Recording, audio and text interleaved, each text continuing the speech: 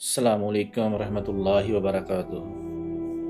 نحمدہ ونصلی علی رسولہ الکریم، اما بعد فاعوذ باللہ من الشیطان الرجیم، بسم اللہ الرحمن الرحیم۔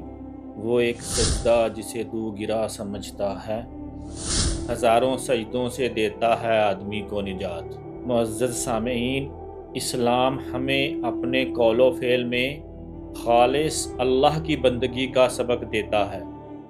ہماری زبان سے نکلنے والا ہر لفظ ہماری پہچان ہے۔ اکثر لوگ نادانی میں بتوں، پیروں یا اپنے بزرگوں کی اور والدین کی قسمیں کھاتے ہیں، جبکہ اللہ کے رسول صلی اللہ علیہ وآلہ وسلم نے سختی سے منع فرمایا ہے۔ رسول اللہ صلی اللہ علیہ وآلہ وسلم نے فرمایا، تم بتوں کی قسم نہ کھاؤ، نہ ہی اپنے آباء و اجداد کی۔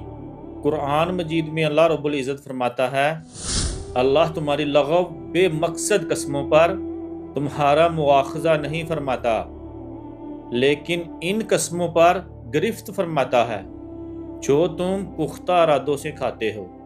اور قرآن میں ایک اور جگہ پر فرمایا، اور اللہ کو اپنی قسموں کے لیے نشانہ نہ بناؤ، یعنی کثرت سے قسمیں نہ کھاؤ۔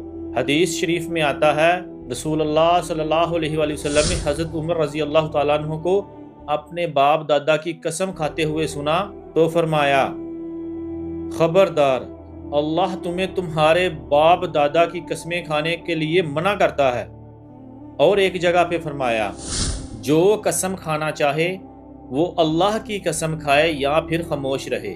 خلاصہ یہ نکلا، غیر اللہ کی قسم کھانا دراصل اللہ کی عظمت میں کسی اور کو شریک ٹھہرانا ہے، چاہے وہ ہمارے والدین ہوں یا بزرگ ہوں۔ ان کا مقام اپنی جگہ محترم ہے، لیکن قسم صرف اللہ کے نام کی زیب دیتی ہے۔ سوشل میڈیا پر ہم سب کو عہد کرنا چاہیے کہ ہم اپنی زبانوں کو شرک کی آمیزش سے پاک رکھیں۔ اللہ رب العزت سے دعا ہے کہ ہمیں عمل کرنے کی توفیق عطا فرمائے، آمین۔